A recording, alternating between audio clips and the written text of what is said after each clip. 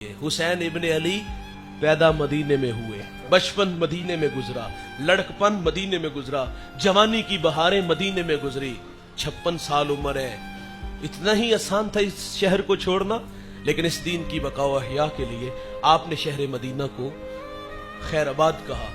अश्कबार आंखों से नाना जान के कदमों में हाजिरी दी और जन्नतुल बकी में मां के कदमों में खड़े होकर आखिरी सलाम किया। और ये काफिला मोहब्बत सहरी के वक़्त मदीना से मक्का चला जाता है।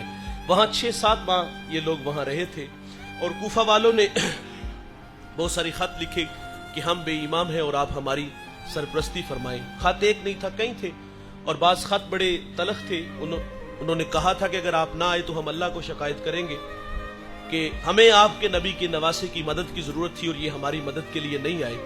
तो हजरत इमाम हुसैन रदी अल्लाह तआला अन्हु सीने में खौफ इलाही रखते थे, लेकिन इस बात ने और ज्यादा खौफ ज़दा कर दिया कि दावरे माहशर के सामने मेरी शिकायत होगी कि ये हमारी मदद के लिए नहीं है, कि हम बेईमान थे।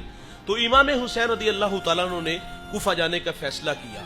साथियों से मुशावरत चाहिए तो मशवरा ये भी तय पाया कि आप अपना नुमाइंदा को वहां भेजें, वहां के हालात देखे जाएं और फिर कोई फैसला किया जाए। तो हजरत मुस्लिम बिन अकील रदी अल्लाह तआला अन्हु को भेजा गया। तो जब मुस्लिम बिन अकील कूफा गए तो वहां के जो गवर्नर थे वो हजरत नोमान बिन बशीर रदी अल्लाह तआला अन्हु थे और वो मुहिब्बे अहले बैत में से थे। उन्होंने मुजाहमत नहीं की। पहले दिन 14,000 कूफी बैत होता है तो आपने फौरन भाई को खत लिख दिया कि यहाँ के हालात साजगार है और ये लोग आपके लिए दीदा और दिल फरशेरा हैं, आए और इनकी सरपरस्ती फरमाए। ये खत मक्का आ गया और उधर कूफा के हालात यकसर बदल गए। जो यजीद के हमायती थे उन्होंने यजीद को खत लिखा कि यहाँ जिस शख्स को तूने मुतय्यन किया है वो तो हाथों पे हाथ धर के बैठा है। अगर ये चंद रोज इसी तरह सिलसिला चला तो यहाँ तेरी हुकूमत को खतरा है। तकाजा ये है कि किसी ऐसे शख्स को भेजो जो यहाँ के हालात को कंट्रोल करे। तो उसने फिर इब्ने ज़ियाद बदबख्त को भेजा जो बसरा का गवर्नर था। उसने अपने भाई को पीछे खड़ा किया और खुद रात की तारीकी में जो है वो कूफा की तरफ सफर करता है और इसने हिजाजी लिबास पहना जो मक्का मदीना के लोग पहनते, वो लिबास पहना, चेहरे पर नकाब कर लिया, इसलिए कि मैं देखूं कि लोगों के दिलों में इमाम के लिए जज्बात क्या है। फिर जब ये रात की तारीकी में दाखिल हुआ तो लोग समझे शायद कि इमाम तशरीफ ले आए हैं। अल्लाह अकबर। और ये सीधा हजरत नोमान बिन बशीर और रदी अल्लाह तआला अन्हु के महल तक आया। आप भी समझे शायद कि इमाम तशरीफ ले आए हैं।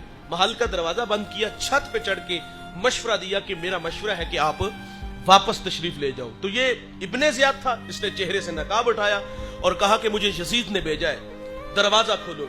नोमान बिन बशीर रदी अल्लाह तआला अन्हु को मौजूल कर दिया गया और हजरत मुस्लिम बिन अकील रदी अल्लाह तआला अन्हु को बेदर्दी से शहीद कर दिया गया। इब्ने ज़ियाद ने जब खिताब किया ना कि मैं बच्चों को, यतीम और औरतों के सुहाग उजाड़ दूंगा और तुम अच्छी तरह जानते हो मेरे बाप को भी और मुझे भी, हम दोनों बड़े पुराने अहले बैत के दुश्मन है, मैं जो ना वो चुराहों में तुम्हारे सर लटका दूंगा। फिर वही हुआ कूफी ला यूफी। कूफियों की बेवफाई पहले ही बड़ी मशहूर थी कि कूफी वफादार नहीं होते।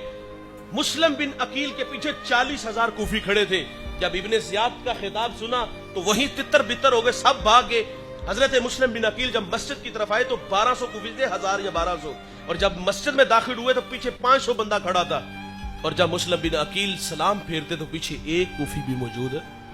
मुस्लिम बिन अकील को जब शहीद किया गया ना तो उस वक्त आपके लबों पे ये लफ्ज थे, काश कि कोई मेरे भाई हुसैन को बता दे कि मेरे साथ क्या किया गया है।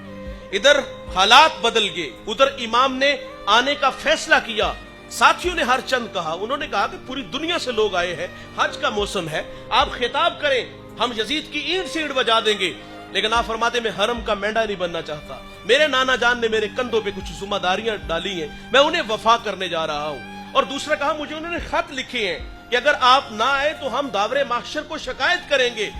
खौफ इलाही का गलेबा आपको खींच के कूफा की तरफ ले गया। और दूसरी बात भाईजान, आपकी शहादत की खबर तो बचपन में ही मशहूर हो गई थी।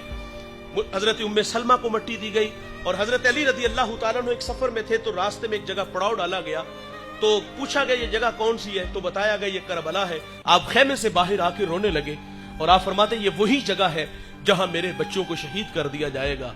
अल्लाह, शहादत की खबर बचपन में मशहूर हो चुकी थी और हुक्म इलाही पे आप सरे तस्लीम खाम वाला मिजाज था।